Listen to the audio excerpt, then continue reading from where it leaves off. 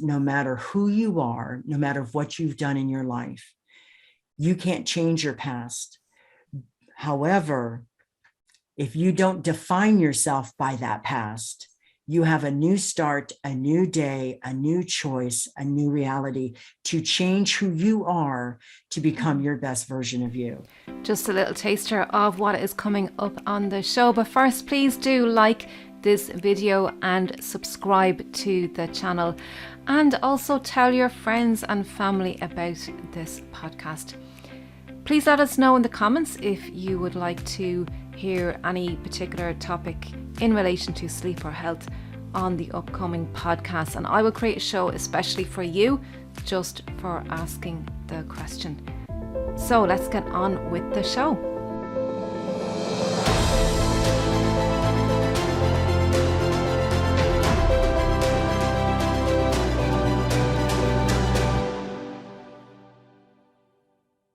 Great. So welcome everybody back to the Empowering Family Health podcast.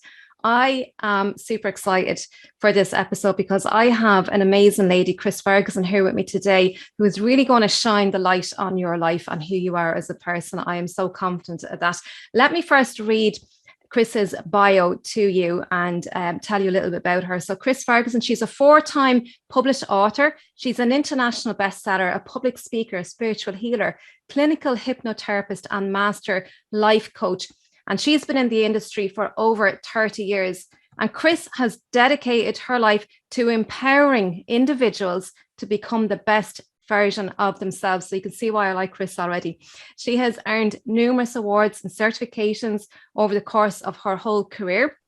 And her extensive years of service in law enforcement has led her to become an advocate for women and youth empowerment. And she has also worked with several celebrities and professional athletes like Muhammad Ali, Dan Marino, and Dwayne Wade, and many, many more celebrities. And Chris uses her intuitive abilities to guide people to their true potential. Chris, you are very, very welcome to the podcast. Thank you. Good morning, Joanne. I'm honored and excited to be here. Great. Chris, we were talking before we pressed record, and you know what, we had to start recording because we were there for ages talking away. I could talk to you all day. You have so many insights, so much power to share with the world, and you really care. You've got a big heart. Chris, tell everybody just a little bit of background about yourself and, you know, why you do the type of work that you do, why you really care about it, and why you think it's so important, especially in this day and age. And then we'll dive a little deeper into it. Well, when I was 4 years old, I had a near-death experience. I got underneath the sink in our house and I drank this liquid because I was hungry and I couldn't get to the upper cabinets. I couldn't get the refrigerator open. I tried all of that. And it ended up being liquid Drano. Ooh. And I flatlined. My body was so toxic. They don't know why I didn't burn my esophagus, my throat, my intestines, anything like that. But I had a near-death experience. And in that near-death experience, the only thing I remember looking down from this room, seeing all these people around this individual in a bed. And then I went for a journey and I went through the veils and I ended up at this really, really bright light. It was so calming, so loving, so accepting. And all of a sudden I hear this voice that says, "What are you doing here, my child?" I said, "I don't know. I'm here. This is where I was told to go." And all of a sudden he says, "You're not supposed to be here. I'm not done with you yet." I was like, okay, well, I like it here. And all of a sudden I get palm pumped. And this is the only way I can explain it. I get palm pumped right in the middle of my forehead because I guess I was a hard-headed kid. And I get palm pumped back to this hospital room. But now I'm the person in the bed.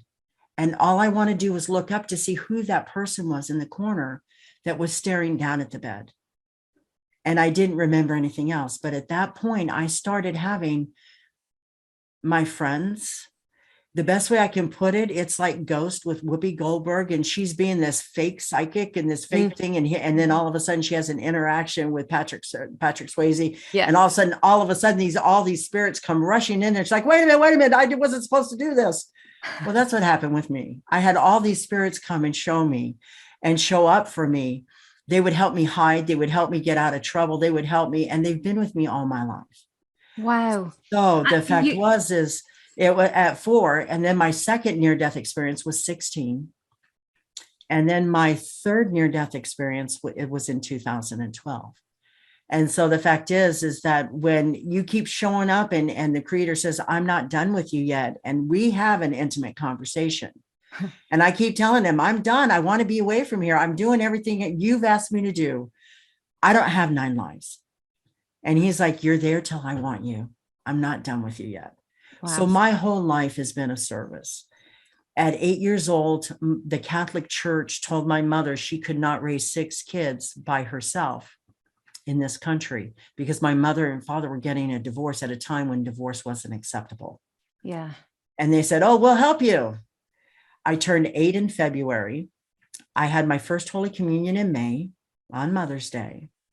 And June 6th of that year, I ended up being an orphan in an orphanage and being separated from my brothers and sisters. Oh, God. And I chased my mother down. I got away from them. She said to the matron, she goes, watch them. They're heathens like their father. My father's Native American. So she was just putting an extra black mark against us if somebody there, and out in Colorado, they didn't like natives. If they were white, they didn't like natives. Oh my God. They all saw all kinds of craziness. So from the time of 8 until I was 15, I was out in this orphanage, and it was a dog world. You do not leave children to their own devices because they're cruel, they're mean, and they're vicious. And you didn't see your mother the whole time during this period? She showed up a couple times to see my brothers, but they were in the same orphanage, were they?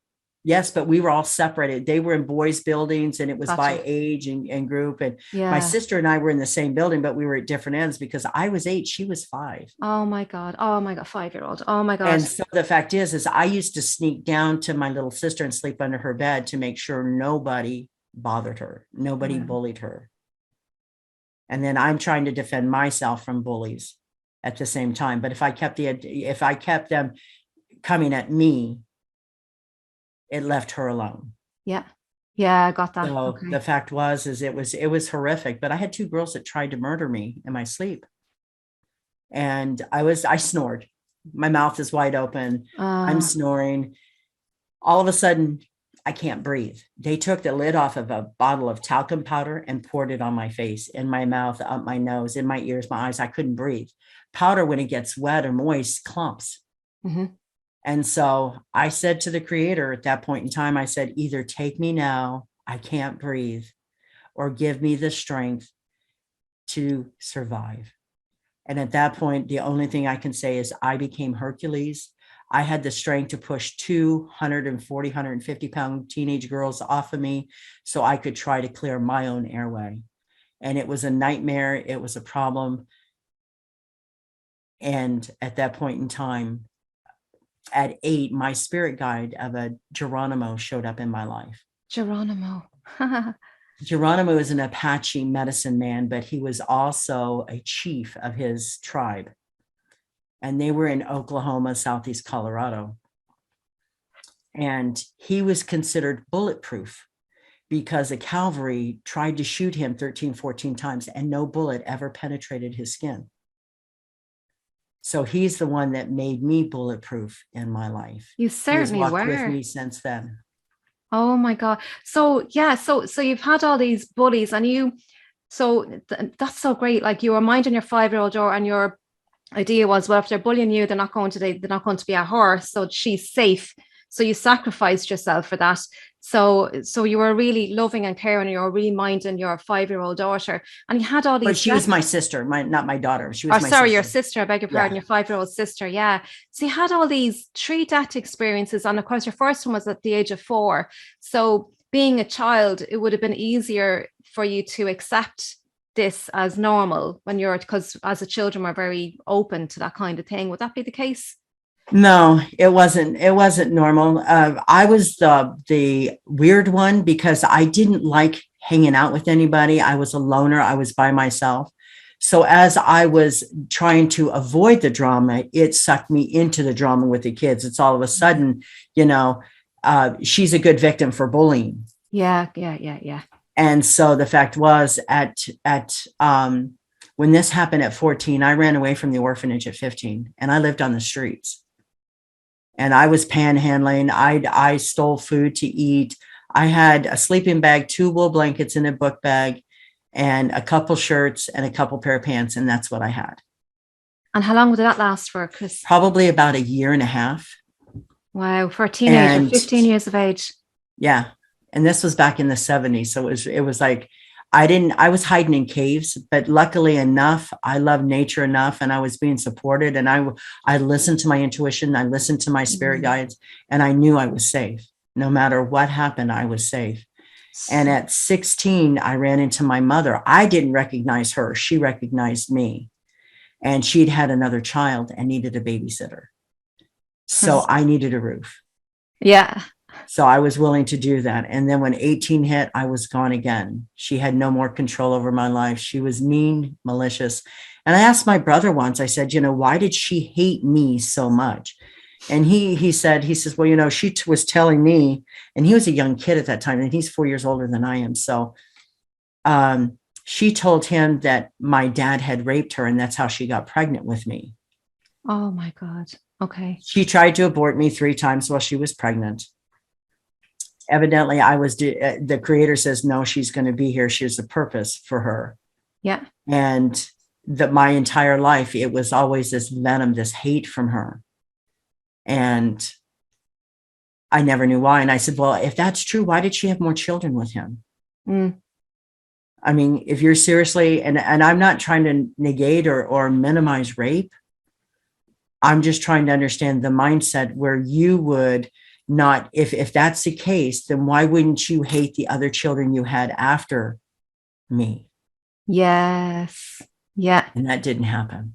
Yeah. So then she used to tell my uncle, who she kept us all separate for. In fact, she told my uncle that we were in a boarding school because that's what was acceptable back east. She was from New York.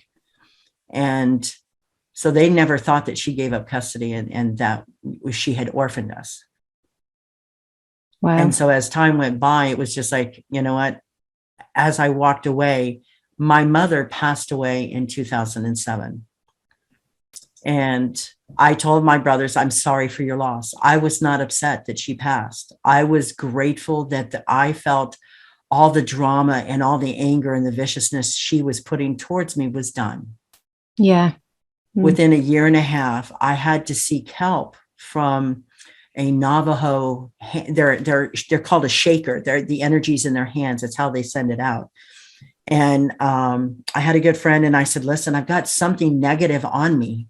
I've gotten it off of me, but it just won't go away. So we went into ceremony, and she said, Chris, who's Helen? And I said, that's my mother. She said, Chris, she has brought this demon from hell to attack you.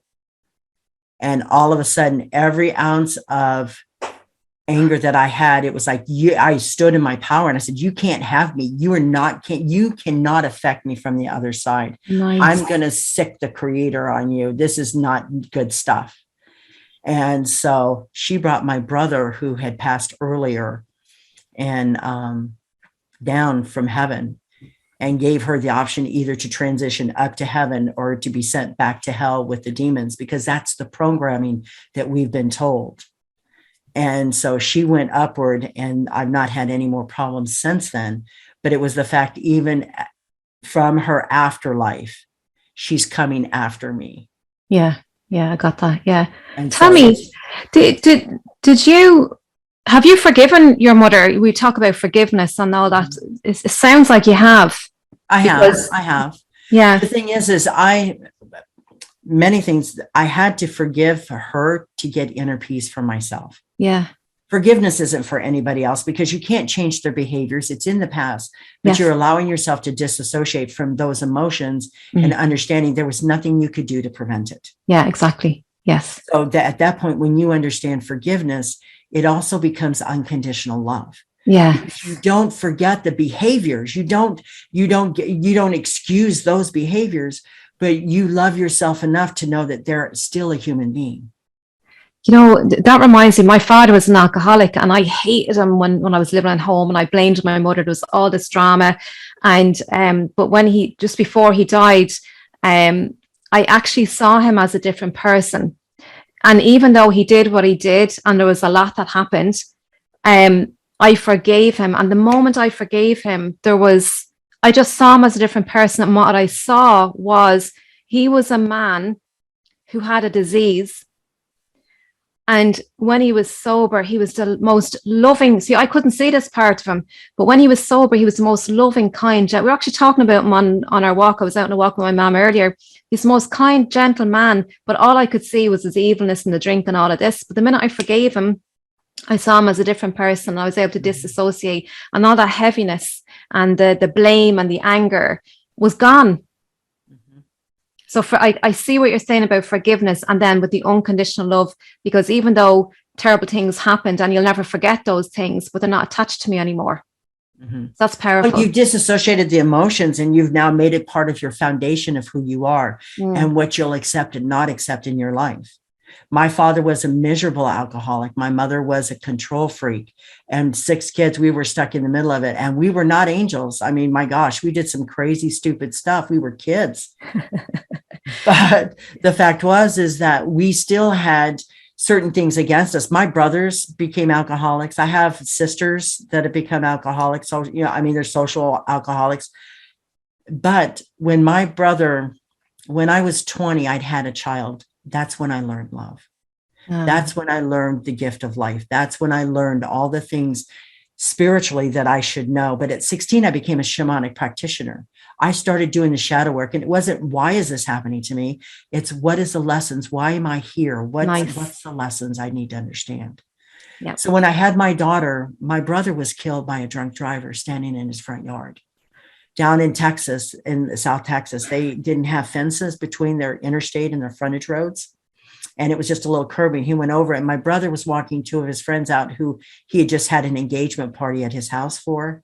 And this guy hit my brother and the 2 other people. It killed my brother. And my brother was 6'6", weighed 248 pounds. He had to be flying because he knocked him 108 feet from impact. Oh, my God. And so when my brother died, I told everybody that's when that anger of my childhood came up in me. And I said, do me a favor. Don't tell me his name. Don't tell me where he lives. Don't tell me anything. His parents helped him cover it up because they were an affluent family. And it's like, I don't care, because I will avenge my brother's death. Yeah. I will avenge. Yeah. And then I thought, oh my gosh, if I avenge my brother's death, I abandon my daughter. The same thing that happened to me. I can't do that. Yeah. And at that point in time, it was just like, it took me a while. It wasn't just like that, but I concentrated more on my daughter after we buried my brother to get out of that anger again. Yeah. Because of the incident. And it was over time. And finally in my life, I again forgave this man that murdered my brother, because it's on him. The behaviors are on him. I can't change it. I can't bring my brother back. However, I can change how I feel about it and how I allow that anger to control me. Yeah. And how you perceive I think it. if people get rid of their angers, all of a sudden they can be a lot more tolerant and a lot more respectful of people and their opinions, because we all have them. Yeah. It's allowing them to have them and respect them for their opinions. You have to agree with it. Yes. Yeah. And everybody has their own opinion and their own perception of things. And it's usually because of where they came from or what happened in their life or whatever. It doesn't mean, it's their truth, but it's not the truth. Chris, you wrote several books, and I know you have one of them there. I do. Can you tell us, you've done a lot, business, life, and the universe.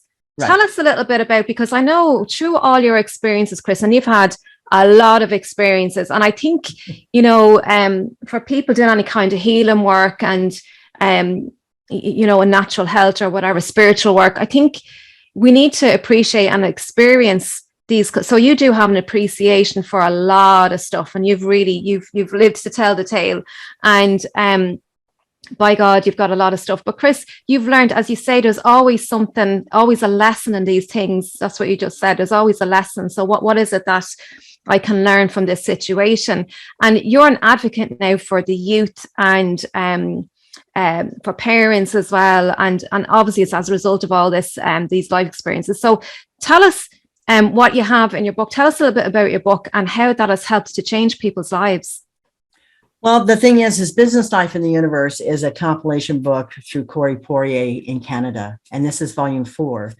I'm honored that there's a book industry in this country, and it's called Thinkers, Thinkers 360.com, has picked this book as one of the most influential books to read in 2021. Oh, I'll have to get a copy.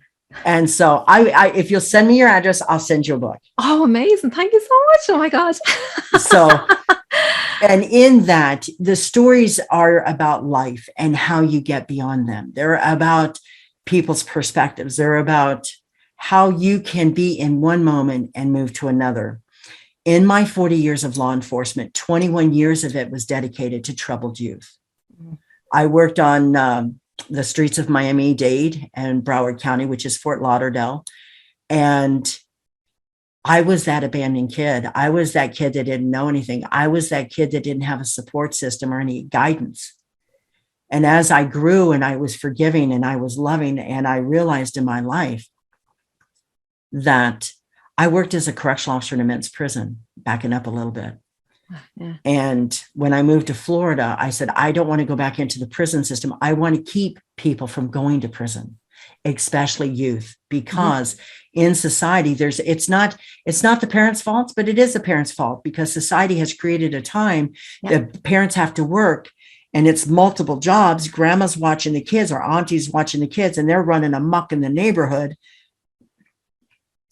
They're getting behind the eight ball. They're losing their education. And that's the one thing I learned in life as a kid, was to get my education, because no matter how far behind the tracks, as they say in this country, you can do anything if you have your education.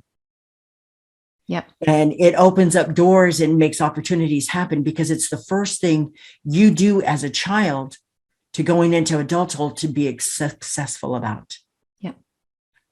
So in that, I worked with gangs. I was bench pressing 200 pounds. I was, oh God. I had no neck. I couldn't reach up and scratch the back of my head because I had no neck. And the fact was, in the tomboy in me says, well, you know what, if I'm going to help deal with these gang members, they're 250, 300 pounds, and male and female. So I want to make sure that I can, one, handle myself, but two, I have everybody else's back. So I'm not good if I can't be at my best. Yeah. So I did that for 7 years. And then I moved over to a school, which was it was close to an alternative school. And a lot of kids were had ankle bracelets because they had committed crimes. No. A lot of kids were transfers because they were about ready to be kicked out of the school district. At 16, they could get kicked out because they were that much trouble and had that much of a criminal history. Oh, Chris. And the school was 78% Black, 20% or 25% Asian or Hispanic, 25. And then there was like whatever Asian, and it was 1% white. And here I am, the chief of security, working for the school board police, and I'm breaking up fights. They had no idea of who I was. They just knew that I was the badass you didn't mess with. Yeah. Because I would jump into boys' gang fights anywhere on campus. I put this kid one time, he was freshman, might have weighed 70 pounds. He's about ready to get pummeled by two gay girls that were in this gang. So I just picked him up as I'm going after the fight, because it's moving over campus and other people are jumping in. And so I'm just eliminating people. And I picked him up, bent him in half, and put him in a trash can. I wasn't throwing him away. I was protecting him. So these girls lost interest in him and moved on. And I said, if you get in one more fight, I'm going to arrest you right here. Do you understand me? I'm telling you, I've got the intent right now on video. So this is how I'm getting these kids to stop off from jumping into this fight. Well, this kid, I still have contact with him now. He's an amazing individual. He's a college graduate. He's an entrepreneur, has his own business. And it was all about the support that he got and understanding from adults that he didn't have in his ordinary life. Wow, that's massive. And so I was at that school for 15 years. And so the hardest thing I ever had to do was leave that school, because all the lives that I've been able to help, and the kids I've been able to help get graduated to be able to do what they now have a leveraging point in society. They have You gave them their life. You gave them their life, Chris. So, well, it was, and there was a lot of them. Well, I've been breaking up gang fights. I've been punched in the back of the head. I've been doing push-ups. I was like an Oreo cookie. I had one kid below me, and then this other kid on top. And as I'm doing a push-up to get this kid off of me, he gets up and punches me in the side of the head. And all of a sudden, Sailor came out, and I went after him. I'm like, I'm going to own you. We were running through buses. The buses are like trying to take off. And Wow. I said, keep running. I know who you are. You had no fear. You were on a I mission. absolutely do not have any fear. I cannot be intimidated. What are you going to do to somebody who's met their creator firsthand? What are you going to do to me? Yes. You see, you know the power of what's available and what's possible. Talk to us about fear, because it's very debilitating, and there's a lot of fear going on in the world right now. Oh, There always was, because we're so programmed. That was the programming, because if you think about it, there's an amazing book out. It's called The Divine Sophia. It's the teachings of Jesus Christ, Mary Magdalene, and Isis. And it talks about how at a time about 250,000 years ago, they've carbon basis with artifacts that they've been finding in archaeology and anthropology searches over in Greece, Italy, Egypt, Syria, all over in the Middle East, northern part of Africa, that at one point in time, women and men were equal. Women and men were equal. Women could be just as a superior as a male, could own property, could do things. They didn't have weapons. They didn't have wars. They had an open communication system. They talked instead of threatening. They honored instead of humiliating. And it wasn't until after it was like Islam. Now, I'm not picking on any religions. It's just these were the most religions that came up tried to organize at that time. Yeah. And one of them was the Roman Catholic Church, Islam, and Judaism. And all of a sudden they have found, because of the Dead Sea Scrolls, all of this can be proven, that they started demonizing women to give men control. And religions were going to be programming to control people, to control the masses. And so the genocide that happened towards women was horrific. So it's no wonder women for generations have been put down, sold, had no rights. It's 2022, and we still have women in countries that their husbands can sell them. They're worth less than a cow. Yeah. And so the fact is when you get beyond the religion, and most people don't know, Peter is the one that created the Roman Catholic Church. And Peter did not like Mary Magdalene. So they made her out as a prostitute, and she was never a prostitute. She was of an affluent family, and she was Christ's wife, Jesus Christ's wife. She had a child. There is what is that? Tom Hanks was in the movies Angels and Demons. Oh, yeah. And so there is actually truth to that. When you look at the Gnostic, Gnosis religion, that is the true teachings of as close to Jesus Christ as possible. But the book, the Bibles, the Quran, all these different spiritual, religious things were created anywhere from 700 to 1,000 years after Jesus Christ. So it's not like it happened then. So we play the telephone game. We edit the stories to control. There was never an Eve with Adam, and she's eating the apple and getting us all kicked out of paradise. It's not that. It was all about creating fear. Oh, it's fascinating, Chris. It was all about creating fear. And so the thing is they had to blame somebody to empower somebody else. Yeah. And so that's how it went from equal to demonizing women to empowering men. Well, we've now just gone into the Piscean age, gotten out of it. We are now in the Aquarian age. It's going to take a little bit, but it's not going to be about control. It's not going to be about power. It's more of humanity and how we can be of service. But in that process of centuries, fear was created, because most people don't realize that back in 1526, back when Jupiter and Pluto were aligned the last time, which they are now, that's why we're in the age of Aquarius, that Pope Mark left the Catholic Church because he didn't like the way it was going. And the Catholic Church had a letter for all of its missionaries, priests, and friars that if they tried to convert somebody to Catholicism and they refused, they had the approval of the Pope to murder them because they were an infidel. Does this sound familiar? Yeah. History repeating itself. Well, it's everything that's going on now. So if you're Islam, if you're not in the Quran, it absolutely says if you're not part of it, you're an infidel and don't deserve to be on the planet. Again, this is how they're controlling people. This is how they're building the fears. Yeah. With coronavirus, H1N1, it's been around since World War I. Yes. Yeah. The first case of the Spanish flu was in Kansas at an army post. And the cook had contracted it. Cooking the food for what? All the military on the military post. They're all eating at the cafeteria. Yeah. And so then World War I happens and we send out all these military people not knowing they're infected with, this virus, H1N1. Guess what happens? Spanish flu hits Europe. Yeah. So the fact is they were using H1N1 in mustard gas to make it more effective because it's a respiratory issue. Yeah. Well, it was a biological warfare in World War I. It is still a biological warfare because by our laws, it is man-made. Yeah. Anything that's man-made is considered biological warfare. If it's natural, it's not. Yeah. However, what is coronavirus? H1N1. What was the swine flu, the bird flu, all these other flu were H1N1s. They've just been mutated versions since the initial exposure. Yeah, since the start, yeah. So the fact is this is how people get fearful.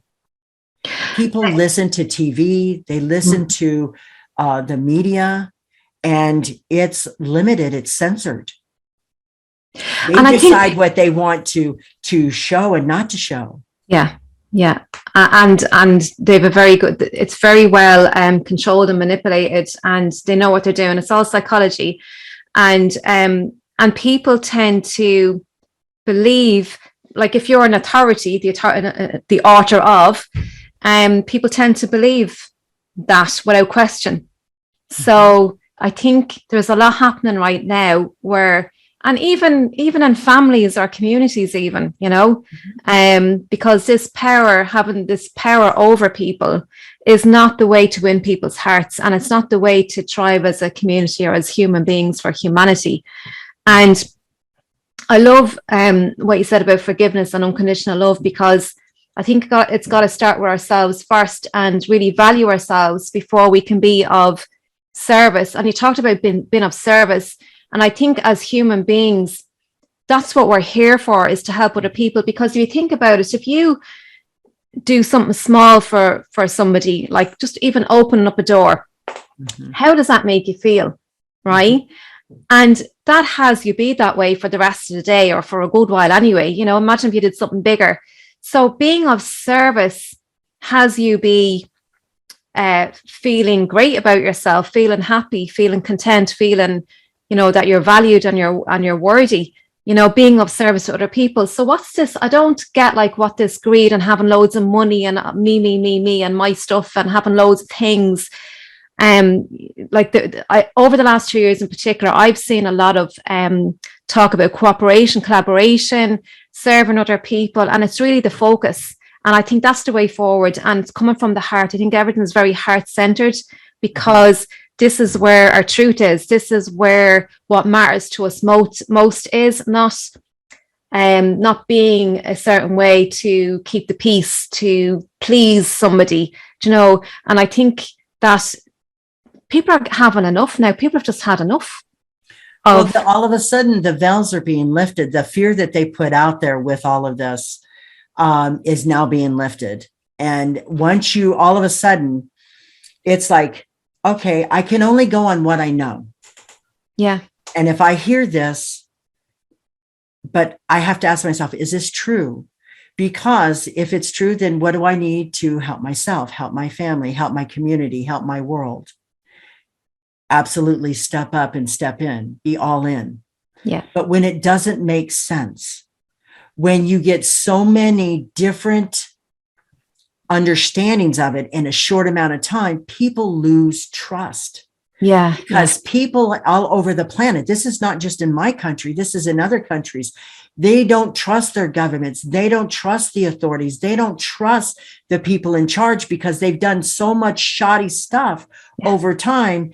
Now this is like, oh my gosh, they're doing a stimulus package, and they're sending from our country. They did a stimulus package supposed to be for our people, our taxpayers, and they're sending $1.8 million to Pakistan for gender identity. Yeah. What the world does that have to do with it? If you're a doctor and you can't figure out a person's identity, you need to go back to medical school. So, I mean, it's the simple stuff that gets them caught. Yes. Yeah. But it's the simple stuff that helps bring awareness. Yeah. And as we change and get beyond the fear, because what's the worst thing that could happen? Yeah. Yeah. In a fearful situation, what's the worst thing that's going to happen? And I love that question that we, I was going to say should ask. I don't like the word should, but is to ask ourselves, is this the truth? In every situation, be it small or big, is this the truth? Because we literally take things at face value and we don't question enough. And, there are manipulators out there, and they have their purpose, their agenda. So we really have to come back to what our values are, what really matters most to us as individuals, and what makes us so happy. And because when we're connected with all of that and connected with nature as well, and as you said, when you were young, nature supported you. And I think that's what we're so disconnected from ourselves. So we need to plug back into nature in a big way as well. And God, technology is another big topic as well. But really, we need to take control of our own lives, take control of ourselves. It's even simpler than that. When you think about it, before the 1950s, they did not make tennis shoes. They were out of leather. They were not out of rubber. Yeah. And in the 1950s is when this big shift happened. And all of a sudden, people became disconnected with Mother Earth. Because what are they doing? They're wearing rubber shoes, which disconnects you from the heartbeat of Mother Earth. Yes. And so as you go back and you start wearing leather soles, as you start wearing natural material, you're going to be like, wow, why do I feel this way? Yeah. You're feeling great and you're great. You walk into a room, you go like, what the happened here? I was feeling great 10 seconds ago. Well, now all of a sudden you're feeling the energy of the room and the manipulation, the sad, the emotional. You need to set your boundaries, because as people get more empathic, because we're all naturally empathic. Yes, we are. Mm-hmm. Because of our programmings, our cultures, our traditions, those are your imaginary friends. Mm-hmm. Well, no, they're not. Mm-hmm. And it's what you focus on. But if we say you have to do math, English, science, you have to go to school, but they don't enhance the intuitive side of you. It's like math. If you don't use it, you lose it. Yeah. It's still there, but you just don't understand it. And then you become very analytical. And so then you now need proof. Okay, let's do the research. Let's do quantum physics. Absolutely. Let's do the placebo effect. Yeah. That just proves my point that if I give you a pill and you're not sure what's going on, and I say, listen, this pill is the answer to your prayers. It's going to heal you. You take it, you drink it, you don't know it's a sugar pill. Yeah. You trust it so much so that the energy in your body, the frequencies of your body start to heal your issues. Yeah, it's true. Yeah. So Bruce Lipton talks a lot about that as well. Bruce Lipton, you've heard of Bruce Lipton, yeah. And the opposite is true. The nocebo effect.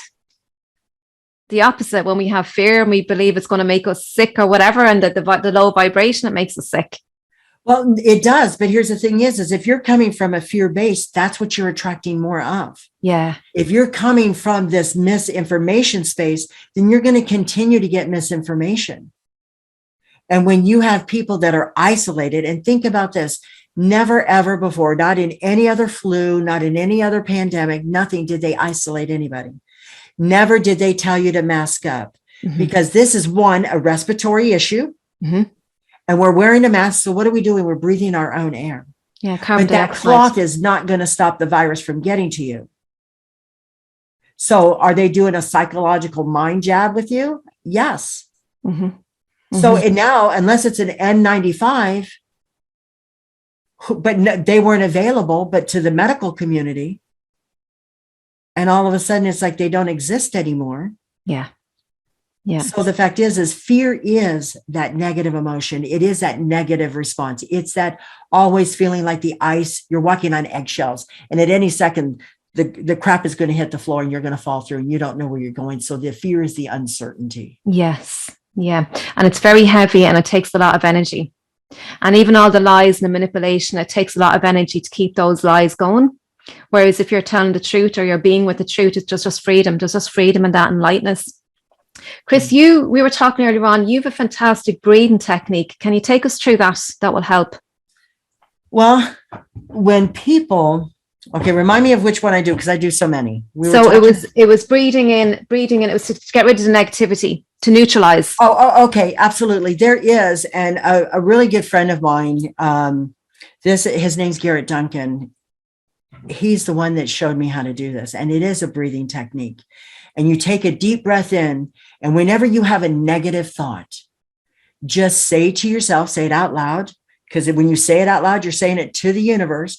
Just neutralize, neutralize, neutralize, return to purity, return to purity, return to purity. And what that's doing is taking the negative out of the universe, pulling it out of the karma, pulling it out of the ether, and erasing it so that you don't have those effects. If people knew how their words are curses towards other people, how their thoughts are so negative that it actually could put a curse on a person. Like how many times when you were a kid, you got mad, you go, I wish you would die. Yeah. Mm-hmm. You just cursed somebody. Yep. Powerful stuff. And it is. But if you understand how powerful that is, can you imagine how powerful it would be if, like, as a Ho'oponopono master, I say to myself, please forgive me. I'm sorry. I love you. And I thank you. And I keep saying this because what I'm putting inside of me is what I'm reflecting out. Yeah. And that's what the vibration you're going to feel. I'm not going to be triggered by you. I'm not going to return it. But at the same time, I'm going to neutralize whatever has been sent to me. I'm going to send it back to the sender because it's not mine. It's on you. I love it. I love it. And it's not attached to you in any way. It's not attached to you in any way because of the simple fact you are taking it out of the universe. You're clearing your karma. And there's such things as generational karma. Yes, there is. And there's ways of healing that. And as you heal yourself and go within, that's how you can be of service to others. That's how you become compassionate. That's how you become empathetic instead of sympathetic. Yeah. Because when people will say they're sympathetic, I just like, well, wait a minute, I don't want anything to do with you. Yeah, because you don't want people feeling sorry for you. Well, no, it's not even that, but they want to, I'll do this, I'll do that, I'll help you do this, I'll do this. They've just taken your power away.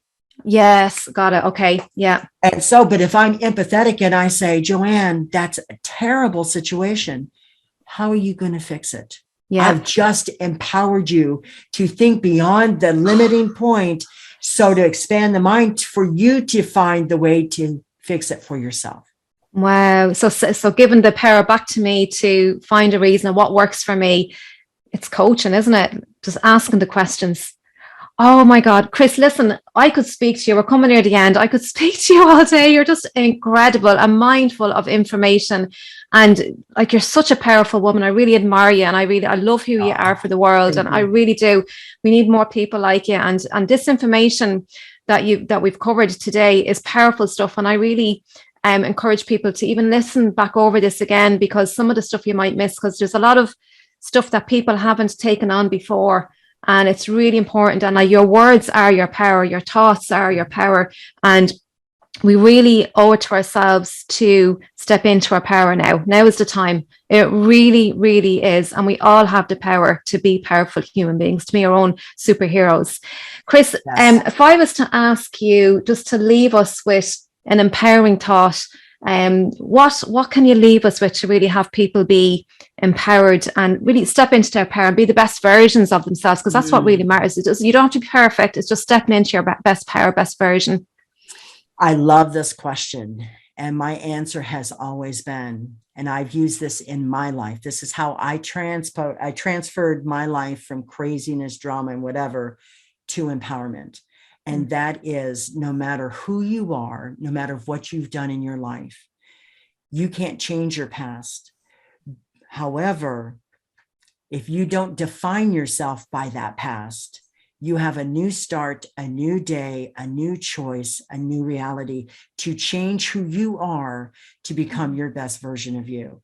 Because we as human beings get stuck in, oh, I did this, I did that, I did this. Well, you know what? There's such things as rites of passage. When we came here onto this earth, we had some lessons we had to learn. Did we make bad choices? Absolutely. Are we flawed as human? Absolutely. Is it a life sentence? No. So do not define yourself by what you've done, as long as you're not doing it still. It's when you've changed that moment and said, you know what? I'm not about that. That's not who I want to be. Yeah. And then take the steps towards yourself. You've just redefined who you are. And I was ashamed of being an orphan. I was one of those kids. So that was one of my biggest lessons to get over in life. So I always say to everybody, no matter who they are, no matter what age they are, forgive yourself for all the blocks and barriers you've created because you were ashamed, or there was blame, or there was guilt. Do not define yourself by those behaviors that you did when you didn't know better. I love that, Chris. I love how you spoke about guilt and shame, because that's just a lot of that there. And really, when there's shame, you're really saying, I am unworthy. Really, that's the bottom line. I'm no good. I'm not good enough. And I think there's an element of that in a lot of people, but like what you just finished on there, about defining yourself and really becoming who you truly are, because it's never too late. And, you know, in 1 minute time, it's a new opportunity. You know, it's never too late. Any time is good. Stepping into your power, stepping into your true version of yourself. And the world needs that right now. The world needs you, each and every one of you, anybody listening or watching this. The world needs you to be your best. And you don't have to go and save the world or anything like that. You could just do something kind for your neighbor next door, and the ripple effect. Do it for yourself, because that's how you learn your value and your worth. That's how you build your confidence in yourself. So if you do it within you, that's the frequency you're going to send out to the world. And you got to do. And the world is all about frequency. It's all about energy. Yeah, it is. It is. So you can help yourself by while you helping yourself, you're helping the planet. Yeah, absolutely. Because that's your vibration. That's all that's going out there. It's really simple, Chris, isn't it? It's simple, but not easy. Well, no, we complicate it in our mind, because all of a sudden the mind is the masculine part of our body. The heart's the feminine side. Our mind is left brain, right brain. And there's actually a scientific way of harmonizing this to be one brain, then harmonizing it with your heart. So you speak your truth always. Oh, Chris. But that's another day, another time. It is. It sure is. That's good. We might get you back on in a few months' time. It's a fantastic conversation. Chris, thank you so much. Have an absolutely amazing day. And again, I really love who you are for the world and for yourself. And I'm just so grateful for this time with you, Chris. Thank you so much. Have a great day. Thank you so much for having me.